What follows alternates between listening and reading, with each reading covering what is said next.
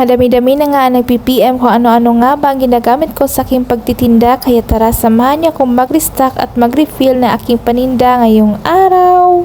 Una sa lahat ay hindi ito sponsored ha, i-share ko lang talaga kung ano nga ba ang ginagamit ko sa aking pagtitinda para naman may idea kayo ng konti. Charot, hala. Madami na nga ako na-try na iba't ibang fries pero ito talaga ang pinakagusto ko. Aside sa mahaba na kahit lulutuin mo pa yan na nag-ice-ice pa yan ay naku, hindi nga siya matakaw sa mantika. At sa hotdog naman na ating hotdog sandwich ay ito ang sweet style na jumbo from Big Shots ang ginagamit ko. Para naman sa ating burger patty ay ito ang CDO ang aking ginagamit. Para sa cheese naman ng ating hotdog sandwich overload ay ito ang daily queso na malaki ang aking binibili. At para naman sa aking tinapay ay sa Mercy nga lang ako bumibili. 45 nga yan per pack at naglalaman nga yan ng 6 pieces na tinapay. At para naman sa packaging ng aking hotdog sandwich with fries ay ito ang S1 na aking ginagamit. At kapag meron namang magpapaluto ng tempura ay ito ang 8 ounce cup ang nilalagyan ko. Sa 12 ounce naman ay kapag madami na ang binibili ni customer. At sa fishbowl naman ay dito nga nagkakasya ang 15 pieces sa 10 ounce. Dahil nga take out lahat ng orders namin ay ito nga need talaga ng plastic.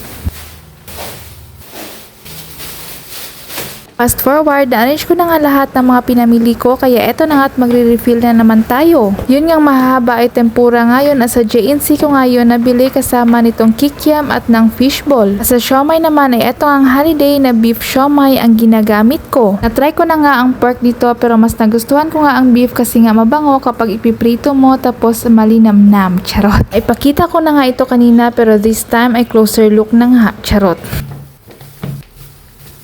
Sa hotdog naman ay nagre-ready nga lang ako ng mga 5 pieces nito para mamaya kapag may mag-order ay diretso luto na nga. Katulad nga sa hotdog ay ginagawa ko nga din yan sa mga tinapay. Ito nga ang hotdog rolls at ang burger buns ay nire-ready ko na nga din ito para mamaya ay diretso toast na. Balitigi isang pack nga lang ang nire-ready ko sa mga tinapay para naman hindi ma-open lahat. May nakikita din akong ibang nagtitinda ng hotdog sandwich at ng burger at sa dali sila bumibili ng tinapay. At mapapasana all ka na nga lang kasi nga 20 plus lang nila yun nabili tapos 6 pieces na. Yun nga lang sa lugar namin ay wala talagang dali. At eto ang cheese, maganda yan i-grate kapag nalagay mo na nga yan sa ref. Kung nga siyang ilagay sa freezer as a chiller lang para naka-chilled lang siya. Pangit na ang kinalalabasan kapag sa freezer mo siya ilalagay kasi nga mag-a-ice siya. Tapos pag i-grate mo ay naku, pino-pino na siya day. Try ko na nga yan kaya wag mo nang i-try kasi nga pangit talaga ang resulta ng iyong cheese. Dahil nga kadalasan ako lang mag-isa ang nagluluto kasi nga ang Diyosawa ay nagde-deliver kaya ayan lahat ng pwedeng ma-prepare bago magluto at bago magtinda ay prepare ko na nga yan. Pero hindi naman super dami ang ginigrate ko, yung tipong kasya lang sa 2